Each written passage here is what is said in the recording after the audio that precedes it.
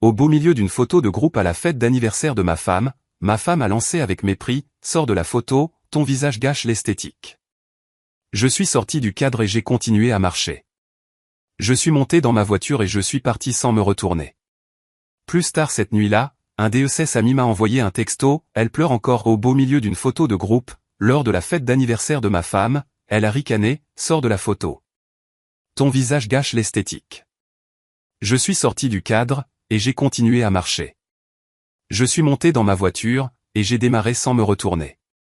Plus tard dans la soirée, l'une de ses amies m'a envoyé un message. Elle pleure encore. Mais ce que ma femme ignorait, c'est que je planifiais ma sortie depuis des mois.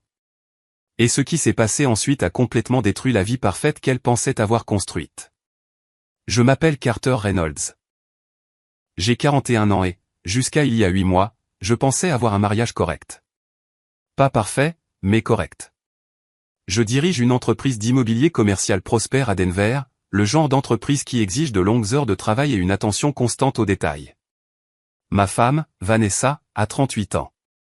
Elle travaille comme directrice de création pour une agence de marketing boutique, et elle a toujours été obsédée par les apparences. À quoi ressemblaient les choses, à quoi nous ressemblions, à quoi notre vie ressemblait pour tous ceux qui regardaient. Nous étions mariés depuis 13 ans, sans enfants par choix. Vanessa disait que des enfants nuiraient à sa trajectoire professionnelle. Et honnêtement, j'étais soulagé. J'avais vu assez de mes amis, piégés dans des mariages misérables, rester ensemble pour les enfants. Au moins, Vanessa et moi avions la liberté de partir si les choses tournaient mal. Je n'avais simplement jamais imaginé à quel point elles tourneraient mal. La fête d'anniversaire avait lieu au Nola, ce restaurant branché sur un toit du centre-ville, où les cocktails coûtent $18 et où les portions sont conçues pour Instagram, plutôt que pour la consommation humaine réelle. Vanessa l'a planifié depuis des semaines, obsédée par le moindre détail. La liste des invités, les décorations, le photographe qu'elle avait engagé pour capturer des moments candides, qui paraîtraient spontanés sur les réseaux sociaux. J'avais proposé mon aide pour l'organisation, mais Vanessa m'avait repoussé à chaque fois. Présente-toi juste et ne me fais pas honte, était sa phrase exacte. Cela aurait dû être mon premier avertissement que cette soirée n'allait pas bien se terminer. La fête commençait à 19h. Je suis arrivé à 18h45, portant le costume bleu marine. Vanessa l'avait choisi pour moi la semaine précédente. Elle m'avait fait essayer 4 options différentes, critiquant chacune d'elles comme si elle jugeait un défilé de mode, plutôt que d'aider son mari à s'habiller pour son anniversaire. Quand je suis entré, Vanessa m'a à peine remarqué. Elle était trop occupée à diriger son photographe, un gamin d'une vingtaine d'années nommé Trevor, qui n'arrêtait pas de l'appeler « V », comme s'ils étaient de vieux amis. Elle s'était positionnée près de la balustrade, là où les lumières de la ville créaient la toile de fond parfaite. Sa robe bordeaux captait le soleil de l'heure dorée qui commençait tout juste à se coucher. « Carter, tu es là », a-t-elle dit quand elle m'a enfin remarqué, le ton plat. « Essaie de te mêler aux autres. Ne reste pas juste là à avoir l'air gêné. » J'ai pris un verre au bar, et j'ai fait la conversation avec des gens que je connaissais à peine. Les amis du travail de Vanessa, dont la plupart me traitaient comme un meuble. Un meuble coûteux qui s'accordait avec le décor, mais qui ne servait à rien de concret. Sa meilleure amie, Lorraine, m'a adressé un sourire compatissant quand elle m'a vu debout, seule, près de la table des amuse-gueules. « Comment tu tiens le coup ?» a demandé Lorraine doucement. « Ça va », ai-je menti. « J'essaie juste de ne pas gêner. » L'expression de Lorraine suggérait qu'elle en savait plus qu'elle ne le disait. Mais avant qu'elle ne puisse répondre, la voix de Vanessa a coupé la musique d'ambiance et les conversations. Tout le monde, c'est l'heure de la photo de groupe, a annoncé Vanessa, en faisant signe aux gens de venir vers son point photo désigné. Trevor va capturer ça avant que la lumière ne change. Je me suis dirigé naturellement vers le groupe, me positionnant sur le bord, là où je me tenais habituellement lors de ces événements. Vanessa avait une esthétique spécifique qu'elle maintenait sur les réseaux sociaux. Propre, polie, ambitieuse. J'avais appris au fil des ans que mon rôle dans sa narration visuelle était minime, présent, mais pas proéminent. Mais apparemment, ce soir-là, même une présence minime était de trop. « Carter, qu'est-ce que tu fais ?» a demandé Vanessa, la voix perçante d'irritation. Je l'ai regardé, confus. « Je me mets sur la photo ?»« Sors de la photo », a-t-elle dit, sans même essayer de baisser la voix. « Ton visage gâche l'esthétique. » Les mots m'ont frappé comme un coup physique. Autour de nous, les conversations se sont tues. Des gens qui riaient quelques secondes auparavant sont devenus silencieux. Même Trevor a baissé son appareil photo, visiblement mal à l'aise face à ce dont il était témoin. Je suis resté là peut-être 3 secondes, à assimiler ce qu'elle venait de dire. Puis, quelque chose en moi a fait un déclic. Pas de la colère, pas de la blessure, juste de la clarté. Une clarté pure et cristalline sur ce que mon mariage était devenu exactement. Je suis sorti du cadre, et j'ai continué à marcher, passant devant le groupe de personnes qui chuchotaient maintenant et échangeaient des regards gênés. Je suis passé devant le bar où j'avais laissé mon verre, devant Lorraine qui a tendu la main vers moi mais n'a rien dit. Tout droit vers l'ascenseur. Mon téléphone a commencé à vibrer avant même que j'atteigne ma voiture. Texto après texto, appel après appel. J'ai tout ignoré. J'ai démarré le moteur, je suis sorti du parking, et j'ai conduit. Pas vers la maison. Je n'ai pas pu retourner dans la maison que j'avais partagée avec Vanessa pendant 13 ans.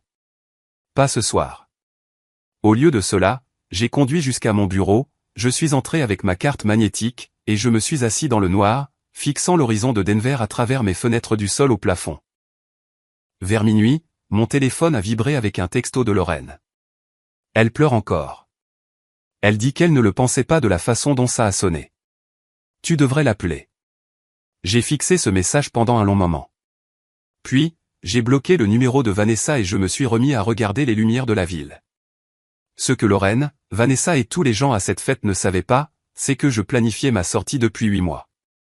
Depuis que j'avais découvert que l'obsession de ma femme pour la perfection esthétique s'étendait bien au-delà des filtres Instagram et de l'organisation de fêtes d'anniversaire.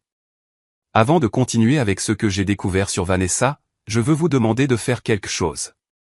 Si cette histoire résonne en vous, si vous vous êtes déjà senti invisible dans votre propre relation, cliquez sur le bouton s'abonner ci-dessous. Laissez un commentaire pour me raconter un moment où vous avez réalisé que vous méritiez mieux. Et éclatez ce bouton j'aime, parce que cette histoire est sur le point de devenir beaucoup plus intéressante. Croyez-moi, vous voudrez rester pour ce qui va suivre. 8 mois avant la fête d'anniversaire, j'étais rentré tôt d'un voyage d'affaires. Ma réunion à Phoenix avait été annulée à la dernière minute. Donc, au lieu de passer la nuit là-bas, j'avais pris un vol plus tôt et j'étais de retour à Denver vers 20 h, un jeudi. La maison était sombre quand je me suis garé dans l'allée, ce qui était étrange car la voiture de Vanessa était là. Je suis entré doucement, pensant qu'elle était peut-être allée se coucher tôt avec une migraine, chose qu'elle faisait occasionnellement quand le stress du travail devenait intense. Mais Vanessa n'était pas au lit. Elle était dans mon bureau à la maison, assise à mon bureau, en train de fouiller dans mes fichiers informatiques. « Qu'est-ce que tu fais ?» ai-je demandé depuis l'embrasure de la porte. Elle a sursauté, littéralement sursauté, sa main volant vers sa poitrine. « Bon sang, Carter, tu m'as fait peur. Tu es sur mon ordinateur. » J'avais besoin de vérifier quelque chose pour le travail. Mon ordinateur portable est déchargé, et je ne trouvais pas mon chargeur. Elle fermait déjà des fenêtres, bougeant trop vite, son explication trop répétée. Je suis entré plus loin dans la pièce. « Qu'est-ce que tu cherchais ?»« Juste un fichier pour une présentation client. » Elle s'est levée en lissant sa robe. « Quand es-tu rentré ?»« Il y a environ 2 minutes. » Je me suis assis à mon bureau et j'ai ouvert mes fichiers récents. Elle avait regardé mes relevés bancaires, plus précisément mes relevés bancaires personnels que je gardais séparés de notre compte joint. « Vanessa, pourquoi regardais-tu mes relevés bancaires ?» Son expression est passée de nerveuse à défensive. « Parce que tu me caches de l'argent. » Je l'ai fixé. J'ai un compte personnel. J'ai toujours eu un compte personnel. Tu en as un aussi. Ce n'est pas cacher de l'argent. C'est maintenir une indépendance financière comme nous l'avions convenu quand nous nous sommes mariés. Tu as presque 400 000 $ dans ce compte, Carter. 400 000. Et tu ne m'as jamais rien dit ? Les pièces du puzzle ont commencé à s'assembler. C'est de ça qu'il s'agit ? Tu veux accéder à mes économies personnelles. Nous sommes mariés. Ce qui est à toi est à moi. Nous avons un contrat de mariage, Vanessa. Des termes très clairs sur les biens séparés. Elle a croisé les bras. Ce contrat a 13 ans. Les choses changent. Quelle chose ? Je pense à lancer ma propre agence. J'ai besoin de capital. Et voilà. Pas d'inquiétude pour notre mariage ou notre partenariat financier. Juste une autre transaction dans la quête constante de Vanessa pour le statut et le succès. Combien te faut-il? Ai-je demandé, sachant déjà que je ne lui donnerais pas un centime. Tout. Il me faut tout ça pour me lancer correctement, pour rivaliser avec les grandes agences. J'ai ri. J'ai vraiment ri. Tu veux que je te remette 400 000 $ que j'économise depuis 20 ans pour que tu puisses lancer une entreprise?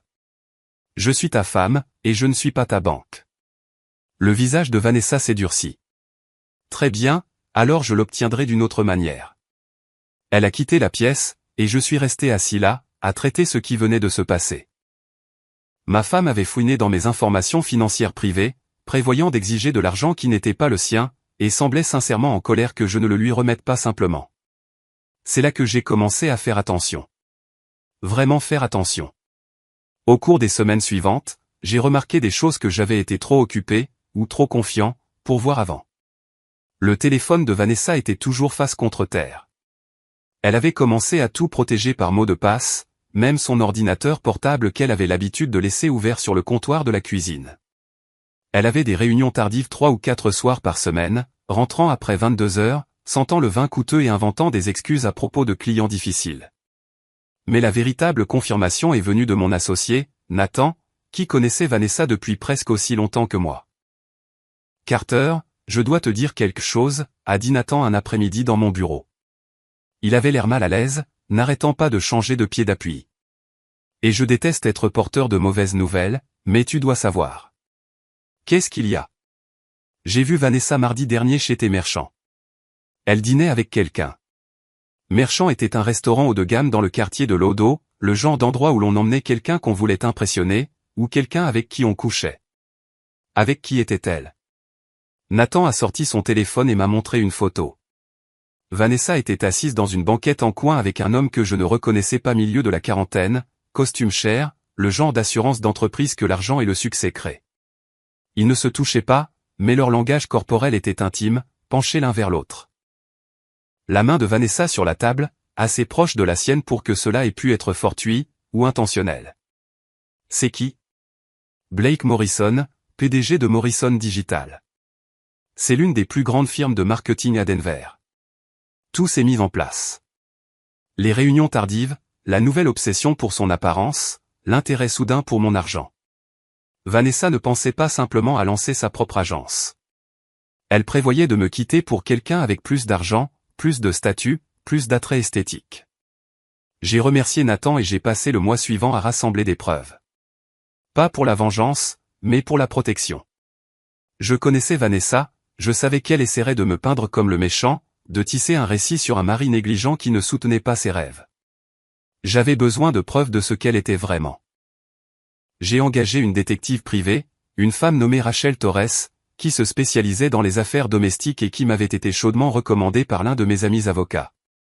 Rachel était minutieuse. En 2 semaines, elle avait des photographies de Vanessa rencontrant Blake Morrison dans des hôtels, des restaurants, et son loft du centre-ville. Il n'essayait même pas de se cacher.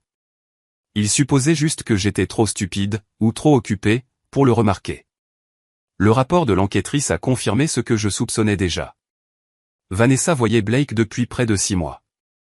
Ils s'étaient rencontrés lors d'une conférence de l'industrie et avaient apparemment décidé qu'ils étaient des âmes sœurs, ou quel que soit le terme que les gens utilisent pour justifier la destruction de leur mariage. Blake était en train de divorcer de sa seconde femme. Et selon les sources de Rachel, il avait promis à Vanessa un poste dans sa firme une fois qu'elle serait libérée de moi. Mais voilà le truc avec les gens comme Blake Morrison. Ils n'arrivent pas au sommet en étant gentils ou en tenant leurs promesses. Ils y arrivent en utilisant les gens, et en les jetant quand ils ne sont plus utiles. J'ai gardé tout cela pour moi. J'ai continué à faire semblant de mener une vie maritale normale, tout en me préparant à l'inévitable. J'ai déplacé de l'argent vers des comptes que Vanessa ne connaissait pas. J'ai mis à jour mon testament. J'ai fait des copies de tous nos documents financiers et dossiers matrimoniaux. J'ai même commencé à regarder des appartements, des endroits où je pourrais aller quand tout finirait par s'effondrer. La fête d'anniversaire était censée être mon opportunité de sortie. J'avais prévu de rester pour le dîner, de faire acte de présence pour le bien de ses amis et de sa famille, puis de lui dire en privé le lendemain que je voulais divorcer. propre, simple, digne. Mais quand elle m'a dit de sortir de la photo, quand elle m'a humilié devant 50 personnes juste pour maintenir son esthétique parfaite, quelque chose a changé. J'ai réalisé que je ne lui devais pas de dignité, je ne lui devais pas une conversation privée ou une sortie gracieuse. Elle avait fait de notre mariage une performance publique. Je le terminerai de la même manière. Le lendemain matin, je me suis réveillé sur le canapé de mon bureau. Mon cou était raide, mon costume était froissé, et mon téléphone affichait 73 appels manqués. La plupart de Vanessa, certains de ses amis, quelques-uns de sa mère, dont j'avais toujours soupçonné qu'elle ne m'aimait pas vraiment. J'ai ignoré tout le monde et j'ai appelé mon avocat à la place. David, c'est Carter Reynolds. Je dois demander le divorce aujourd'hui. David s'attendait à cet appel. Nous en avions discuté il y a 3 mois, quand j'avais commencé à me préparer. J'aurai les papiers prêts pour midi. Tu veux que je les lui fasse signifier ou tu le fais toi-même? Fais-les livrer à son bureau à 14 heures. Assure-toi que son assistante soit là pour en être témoin. Si Vanessa voulait un drame public, je lui donnerai un drame public. J'ai passé la matinée à la salle de sport, puis je me suis fait couper les cheveux, j'ai acheté 3 nouveaux costumes, et j'ai emménagé dans l'appartement meublé que j'avais loué 2 semaines auparavant sous une LLC que mon avocat avait créée. Au moment où les papiers du divorce ont été livrés au bureau de Vanessa, j'étais installé dans mon nouvel endroit avec un bourbon et 0 regret. Mon téléphone a explosé vers 14h30, mais j'avais déjà bloqué le numéro de Vanessa. Les appels provenaient de numéros que je ne reconnaissais pas, que j'ai aussi ignorés. Finalement, vers 18h, Lorraine a appelé. Carter, qu'est-ce qui se passe bon sang? J'ai demandé le divorce. C'est assez direct. À cause de ce qui s'est passé à la fête? Elle ne le pensait pas comme ça. Elle était juste stressée que tout soit parfait. Lorraine, je vais te dire quelque chose parce que tu as toujours été correcte avec moi. Vanessa a une liaison avec Blake Morrison depuis 6 mois. Elle prévoyait de me quitter de toute façon. L'histoire de la photo n'a fait qu'accélérer mon calendrier. Silence. Alors comment es-tu au courant pour Blake? Tu savais? Je soupçonnais qu'elle était différente ces derniers temps. Secrète. Mais Carter, je n'avais pas de preuves. Et je ne voulais pas interférer dans votre mariage sur un soupçon. J'apprécie ça. Mais j'ai des preuves maintenant. Des photos, des dossiers financiers, tout ce dont j'ai besoin. Qu'est-ce que tu vas faire? Divorcer, protéger mes actifs, et avancer dans ma vie. Lorraine a soupiré. Elle va se battre. Tu le sais. Qu'elle se batte. Elle perdra. Après avoir raccroché avec Lorraine, je me suis versé un autre bourbon et j'ai ouvert le rapport de l'enquêtrice sur mon ordinateur portable. 200 pages de documentation, des photos de Vanessa et Blake dans des restaurants, des hôtels, son loft, des enregistrements de messages textes que Rachel avait obtenus par des méthodes sur lesquelles je n'ai pas posé de questions. Des transactions financières montrant que Blake payait pour les rendez-vous coiffure de Vanessa, sa nouvelle garde-robe, et même le photographe pour sa fête d'anniversaire. Ce dernier détail m'a fait rire. J'avais payé pour le lieu, la nourriture, l'alcool, mais Blake avait payé pour que Trevor capture le moment esthétique parfait de Vanessa. Le moment où elle m'a humilié devant 50 personnes pour paraître mieux à ses yeux. Le divorce a avancé rapidement une fois que j'ai déposé la demande. Vanessa a essayé de contester le contrat de mariage, prétendant qu'il avait été signé sous la contrainte il y a 13 ans, que je l'avais forcé à garder nos finances séparées parce que je ne lui avais jamais fait confiance. Mon avocat a démoli cet argument en environ 15 minutes lors de notre première session de médiation. Madame Reynolds, a dit David, sa voix calme mais ferme. Vous étiez représenté par votre propre avocat lorsque vous avez signé ce contrat prénuptial. Vous avez négocié plusieurs conditions favorables. Il n'y a eu aucune contrainte. L'avocate de Vanessa, un requin nommé Patricia Vance qui se spécialisait dans les divorces à gros patrimoine, a essayé un angle différent. Ma cliente mérite une compensation pour 13 ans de travail émotionnel, à soutenir la carrière de Monsieur Reynolds tout en sacrifiant son propre avancement. J'ai failli rire à ça. Vanessa avait toujours été plus concentrée sur sa carrière que sur la mienne, mais David était prêt pour ça aussi. Madame Reynolds entretient une relation extra-conjugale avec Blake Morrison, PDG de Morrison Digital, depuis environ 6 mois. David a fait glisser un dossier sur la table. Ce sont des photographies et des dossiers financiers documentant leur relation. Monsieur Reynolds a été plus que patient concernant l'infidélité de sa femme. Le visage de Vanessa est devenu blanc. Patricia a ouvert le dossier, a scanné les premières pages, puis l'a refermé rapidement. Nous avons besoin d'une suspension de séance, a dit Patricia. Pendant la pause, j'ai attendu dans la salle de conférence de David pendant qu'il gérait des appels avec d'autres clients. 30 minutes plus tard, il est revenu avec des nouvelles. Ils veulent régler l'affaire. Vanessa garde la maison et sa voiture. Tu gardes tout le reste. Pas de pension alimentaire, une rupture nette. Et pour la liaison? Est-ce que Blake sait qu'elle essaie encore d'obtenir mon argent? David a souri. En fait, j'ai des informations sur Monsieur Morrison que tu pourrais trouver intéressantes. Il ne divorce pas de sa seconde femme. Ils se sont réconciliés il y a 2 mois. Je l'ai fixé. Quoi? Blake Morrison et sa femme ont renouvelé leurs vœux à Napa le mois dernier. Une cérémonie très privée. J'ai une source dans sa firme qui l'a confirmé. Donc Vanessa couche avec un homme marié qui reste marié à quelqu'un d'autre. Il semble que oui. Les pièces du puzzle se sont mises en place. Blake utilisait Vanessa de la même manière qu'elle avait essayé de m'utiliser. Il lui avait probablement promis tout ce qu'elle voulait sans jamais avoir l'intention de tenir parole. Et maintenant, elle était sur le point de perdre son mariage, son ticket repas et son partenaire d'adultère, tout à la fois. Dites-leur que j'accepte le règlement, ai-je dit. Mais j'ai une condition supplémentaire. Laquelle? Vanessa doit annoncer sur ses réseaux sociaux que nous divorçons à cause de son infidélité. Une honnêteté totale, pas de manipulation, pas de récit pour attirer la sympathie, juste la vérité. David a haussé un sourcil. C'est inhabituel. Tout comme se faire dire de sortir du cadre parce que ton visage gâche l'esthétique. Il a passé l'appel. L'avocate de Vanessa a résisté, mais David a été ferme. Soit Vanessa acceptait toutes les conditions, soit nous allions au tribunal où des détails encore plus embarrassants deviendraient publics. Elle a accepté. 3 jours plus tard, Vanessa a publié une déclaration sur Instagram. Pas de filtre, pas d'image soigneusement travaillée, juste du texte brut sur un fond blanc. Carter et moi divorçons. C'est entièrement de ma faute. J'ai eu une liaison et j'ai trahi l'homme qui n'a été que bon pour moi pendant 13 ans. J'ai choisi mon ego plutôt que mon mariage, et maintenant j'en affronte les conséquences. J'espère que d'autres pourront apprendre de mes erreurs. Le post a reçu plus de 1000 commentaires avant qu'elle ne les désactive, mais des captures d'écran s'étaient déjà répandues dans les cercles sociaux de Denver. La marque soigneusement entretenue de Vanessa détruite en un seul moment d'honnêteté. Lorraine m'a envoyé un message plus tard ce jour-là. Ça a demandé du cran de lui faire poster ça, mais c'était la bonne chose à faire. Comment va-t-elle?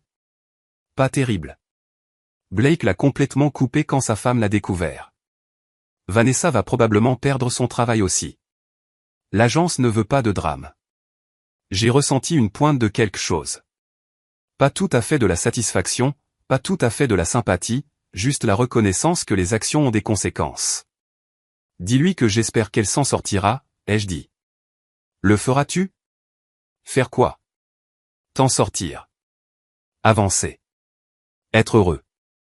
J'ai pensé à cette question en regardant autour de mon nouvel appartement.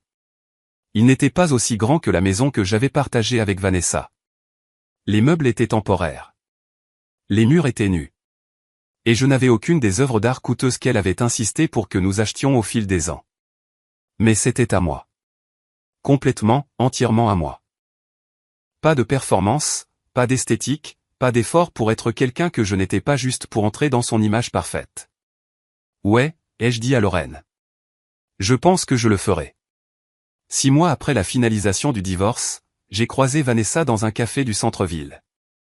Elle avait l'air différente, plus âgée d'une certaine manière, fatiguée. Ses cheveux n'étaient pas coiffés comme elle avait l'habitude de les porter, et elle portait un jean et un pull au lieu de ses tenues de créateur habituelles. Carter, a-t-elle dit quand elle m'a vu. On peut parler? Nous nous sommes assis à une table dans le coin. Vanessa a commandé un café noir.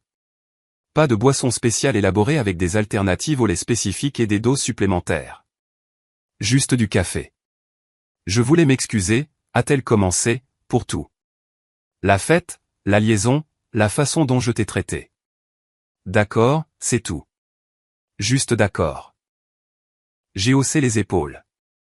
Qu'est-ce que tu veux que je dise, Vanessa? C'est fait. Nous sommes divorcés. Tu avances. J'avance. Es-tu heureux? Je le suis, en fait. Et toi?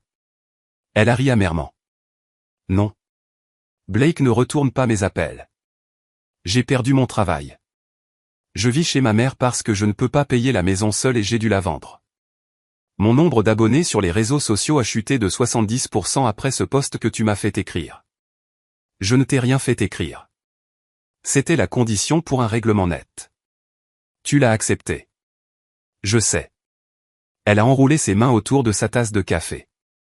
J'aimerais juste pouvoir revenir en arrière et faire les choses différemment. Nous le voulons tous, mais nous ne pouvons pas. Nous devons juste vivre avec les choix que nous avons faits. Est-ce que tu me détestes? J'ai réfléchi à cette question. Est-ce que je la détestais? Non. La haine nécessitait de l'intérêt, et j'avais cessé de m'intéresser à Vanessa le soir où elle m'avait dit de sortir de la photo. Je ne te déteste pas, ai-je finalement dit. Je ne ressens simplement plus rien pour toi. Tu voulais que je sois invisible. Maintenant, je le suis. Du moins, pour toi.